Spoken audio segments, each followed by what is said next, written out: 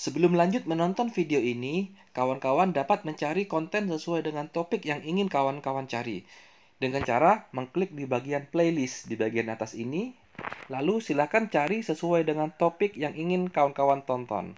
Semoga video ini bermanfaat dan selamat menonton.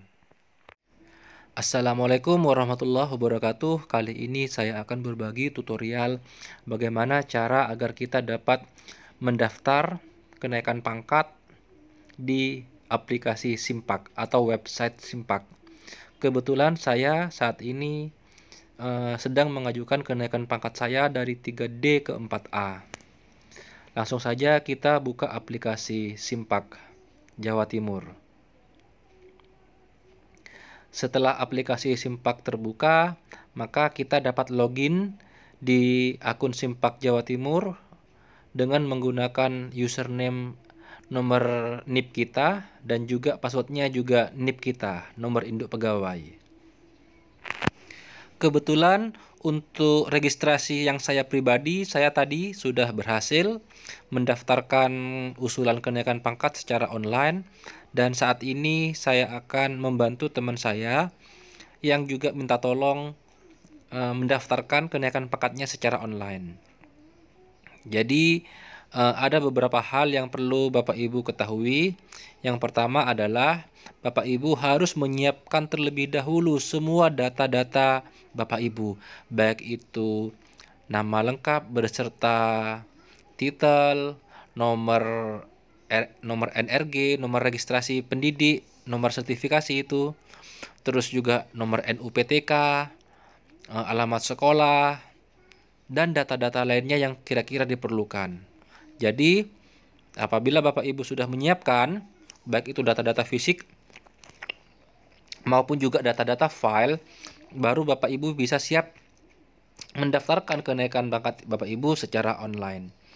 Jadi itu yang perlu Bapak Ibu harus ketahui terlebih dahulu. Hal lain yang tidak kalah pentingnya adalah apabila ada pengumuman dari cabang dinas pendidikan tempat Bapak Ibu bernaung mengenai jam buka pendaftaran dan juga kuota pendaftaran, Bapak Ibu harus segera mendaftarkan diri karena Bapak Ibu harus berlomba-lomba dengan calon pendaftar yang lain terkait dengan batas kuota maksimal usulan kenaikan pangkat. Untuk di tempat saya secara pribadi di Jawa Timur hanya dibatasi sebanyak 2.500 untuk periode saat ini. Periode sekarang ini saya di Jawa Timur hanya dibatasi 2.500, dan satu lagi karena banyak guru-guru yang juga mendaftar online, Bapak Ibu harus memastikan koneksi internet Bapak Ibu harus kencang alias cepat. Gunanya agar tidak ada proses yang lag atau yang nge-lag ataupun yang hang. Dikarenakan jatah bandwidth yang terbatas. Jadi saran saya selain menyiapkan data-data juga siapkan koneksi internet yang kencang. Itu yang penting lainnya. Langsung saja kita login menggunakan NIP kita. Karena saya tidak hafal dengan nomor induk pegawai teman saya, maka saya cari dulu data nomor induk pegawai teman saya.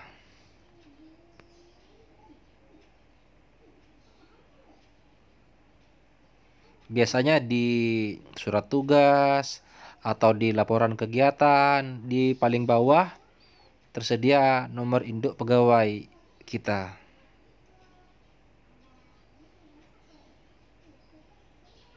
Nah, ini nomor induk pegawainya, saya copy. Saya kembali lagi ke Simpak, saya paste atau paste nomor induk pegawai teman saya. Spasi-spasinya dihilangkan, dihapus dulu spasinya, lalu username-nya di copy dan di paste atau di paste di password. Langsung kita login. Nah, kita sudah berhasil login ke akun Simpak kita. Langsung kita klik usulan, buat usul baru. Dan data-data di sini harus kita isi sesuai dengan data real kita. Jangan sampai salah Bapak Ibu, karena ini berkaitan dengan masa depan kita Jadi setiap angka harus benar-benar dicek dan di double cross check atau dicek ulang. Baik itu nomor karpet, NRG, NUPTK, pendidikan, tahun lulus, TMT kenaikan pangkat terakhir, dan lain-lain. Jadi harus dipastikan terlebih dahulu data-data tersebut.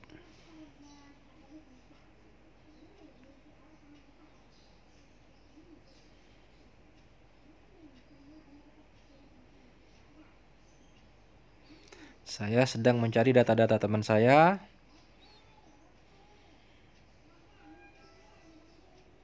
Kebetulan data-data penting seperti NRG, NUPTK, dan lain-lain sudah teman saya isi. Saya tinggal melanjutkan saja atau mengecek ulang. Kira-kira data apa lagi yang kira-kira masih kurang. Ini sudah tidak ada masalah kayaknya. Mungkin cuma tinggal cek ulang. NIP sudah oke, Karpek sudah oke, NUPTK sudah ada, NRG juga sudah ada, gelar, SPD, tidak ada masalah. Saya cek juga tempat tanggal lahir semuanya, tidak ada masalah. Pendidikan, tahun lulus, pendidikan baru memang tidak ada.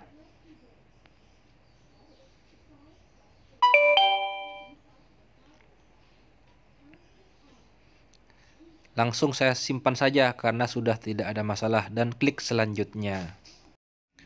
Di bagian penugasan ini, Bapak Ibu melanjutkan mengisi data-data seperti jenis guru, pilih guru mata pelajaran kalau guru SMA, lokasi sekolah Indonesia dalam negeri, tugas dan mapel mengajar, diisi pelajaran apa, lalu unit kerja sekolah Bapak Ibu, lalu alamat unit kerja diisi dengan alamat sekolah tempat Bapak Ibu mengajar, kode pos sekolah Bapak Ibu, provinsi, unit kerja, pilih provinsinya Jawa Timur otomatis, kabupaten kota, maka Bapak Ibu harus mengklik pilihan kabupaten mana Bapak Ibu mengajar, di kabupaten apa. Nah, biasanya kendalanya di bagian ini kabupaten. Jika memang tidak muncul kabupaten, segera disimpan atau di-save.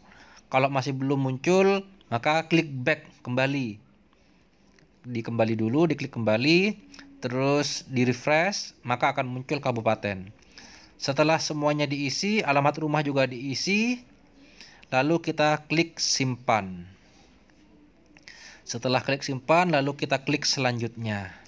Nah, di bagian ini Bapak Ibu harus menyiapkan data-data PKB-nya Bapak Ibu.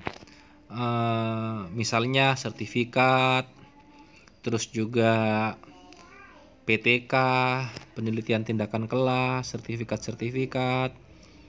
Jadi Bapak Ibu sudah siapkan, baik itu berupa file laporan ataupun file asli. Silahkan bebas, yang penting di bagian ini Bapak Ibu sudah bisa atau sudah siap mengisi bagian entry PKB, pengembangan keprofesian berkelanjutan. Oke, langsung saja kita klik entry. Oke, kita klik. Nah, di bagian ini Bapak Ibu sudah mulai mengisi daftar PKB Bapak Ibu yang pernah Bapak Ibu kerjakan. Kalau saya pribadi, saya akan mulai mengisi di bagian KTI dulu.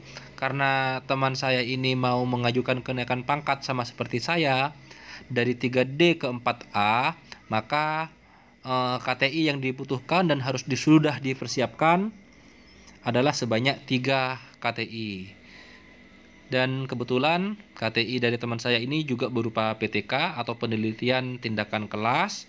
Maka saya sudah diberi file data apa yang harus saya isi. Jadi di sini ada tahun buat KTI, ketika penelitian tahun berapa, Terus jenis PKB-nya berupa publikasi ilmiah. Terus detail jenis PKB berupa penelitian tindakan atau penelitian tindakan kelas. Dan judul PKB-nya juga harus disiapkan judulnya apa. Dengan begitu, Bapak Ibu sudah gampang untuk mengisi bagian-bagian ini. Tinggal copy paste saja atau copy paste. Oke, langsung saya cari file teman saya.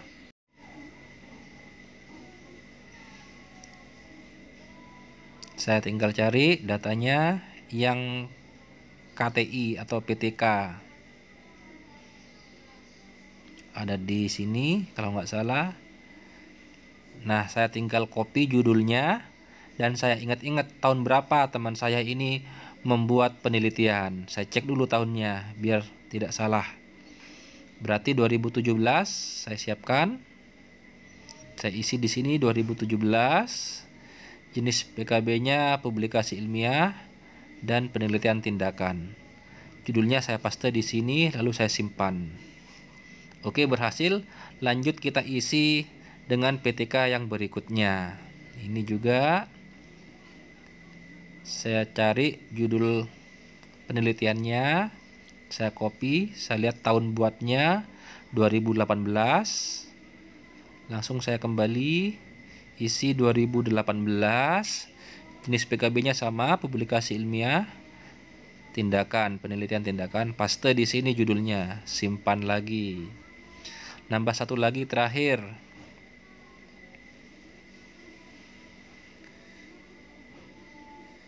Ini KTI yang ketiga, saya buka, judulnya saya copy, saya ingat-ingat tahun buat penelitiannya 2019. Kembali lagi, saya isi tahun 2019, jenis PKB, publikasi ilmiah, pilih penelitian tindakan, saya paste di sini judulnya, saya simpan. Ada macam-macam kan di sini, karena di sini berupa PTK. Maka saya pilih bagian laporan hasil penelitian tindakan. Saya klik simpan. PTK sudah 3, lalu saya beranjak ke sertifikat-sertifikat. Di bagian sertifikat saya isi bagian pengembangan diri. Saya cari dulu mana file pengembangan diri. Saya cari, kalau tidak salah di ini PD. Nah, ini nama kegiatan, saya copy. Saya ingat-ingat tahunnya tahun 2020. Maka saya isi tahun 2020. Jenis PKB pengembangan diri, jenis PKB diklat fungsional, saya paste judulnya, saya simpan. Begitu seterusnya. Saya cari lagi sertifikat yang lain. Kayaknya teman saya ini cuma ada 3 sertifikat. Ini pengembangan diri yang kedua, saya copy nama kegiatan atau diklatnya, saya ingat-ingat tahunnya 2019. Saya buat entry baru tahun 2019, pengembangan diri, diklat fungsional, saya paste judul kegiatannya, judul diklatnya. Oke, sudah 2, tinggal 1 lagi. Sudah berhasil, saya tinggal cek lagi siapa tahu ada masalah. Lalu saya cari lagi ada di mana data yang ketiga.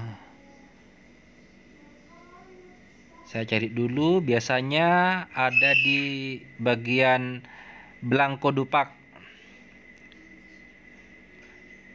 Saya cari kira-kira judul pengembangan diri yang ketiga, sertifikat yang ketiga apa kegiatannya dan tahun berapa. Saya cari dulu.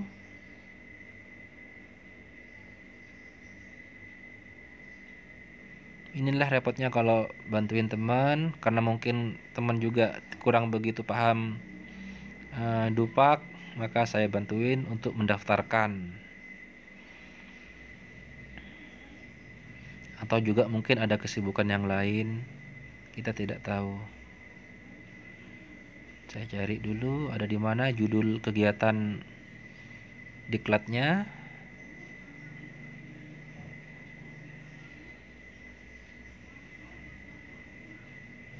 Oh, ini ada di sini. Ini kegiatan yang ketiga, saya tinggal cocokkan, takut salah. Webinar kalau tidak salah, ini kegiatan yang ketiga. Saya cek dulu tahun kegiatan atau diklatnya, workshopnya, saya lihat dulu.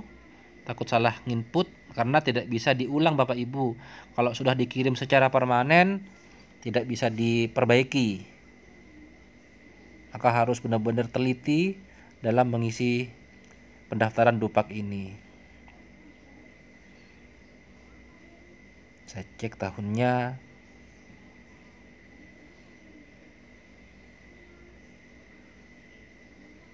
Takut salah. Oke, saya sudah tahu judul pengembangan dirinya ini. Berarti yang webinar benar ini dah. Ini sudah benar.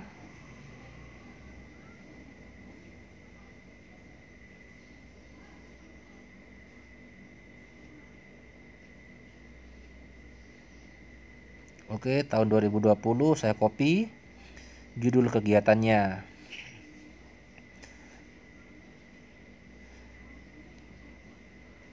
Balik lagi, buat entry baru. Tahun 2020. Jenis PKB-nya pengembangan diri. Diklat fungsional, saya paste judulnya. Lalu klik simpan. Sudah oke semua, langsung klik selanjutnya. Nah, di bagian ini harus dicentangi berkas-berkas yang sudah Bapak Ibu persiapkan. Apa saja yang Bapak Ibu punya, kalau punya silahkan dicentangi. Kalau Bapak Ibu pegawai negeri baru yang tidak ada konversi NIP, berarti tidak usah dicentangi konversi NIP. Kalau punya, silahkan disiapkan. Dan semuanya berkas-berkasnya harus dilegalisir oleh kepala sekolah. Jangan sampai tidak ada yang tidak dilegalisir. Siapkan semuanya. Kalau ijazah terakhir harus legalisir dari perguruan tinggi Bapak Ibu bersekolah. Itu jurnal tidak ada, SK jabatan terakhir tidak ada, penyelesaian PAK karena teman saya ini kayaknya pernah melakukan usulan, maka saya perlu konfirmasi ke yang bersangkutan. Saya sebentar ya Bapak Ibu ya, ada anak saya, tolong. Ini cepat makan. Nah, maka saya telepon dulu teman saya, apakah perlu saya klik penyesuaian PAK karena pernah mengajukan dan mungkin masih perlu revisi. Ternyata perlu, maka saya klik penyesuaian PAK. Kalau Bapak Ibu masih baru mengusulkan, maka tidak perlu penyesuaian PAK. Kalau sudah pernah mengusulkan tetapi ditolak, maka akan ada perlu perbaikan. Oke, saya cek semua, sudah tidak ada masalah. Kalau sudah lengkap kira-kira semuanya, nanti klik simpan. Dan setelah itu klik selanjutnya. Klik, saya cek ulang lagi. Kalau ada masalah, saya klik. Oke, berhasil. Lalu klik selanjutnya. Nah, di sini sudah selesai semua proses pendaftaran. Lalu klik simpan permanen dan ini tidak bisa dibatalkan. Kalau sudah permanen, kalau sudah baru klik unduh file lampiran. Ini tanda bukti bahwa Bapak Ibu telah berhasil mendaftarkan usulan kenaikan pangkat secara online. Jadi seperti itu, silakan Bapak Ibu simpan dan file ini langsung Bapak Ibu print ya, jangan sampai tidak di print sebagai bukti.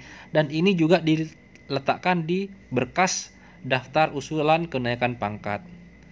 Semoga informasi ini bermanfaat buat Bapak Ibu. Semoga berhasil dan wassalamualaikum warahmatullahi wabarakatuh.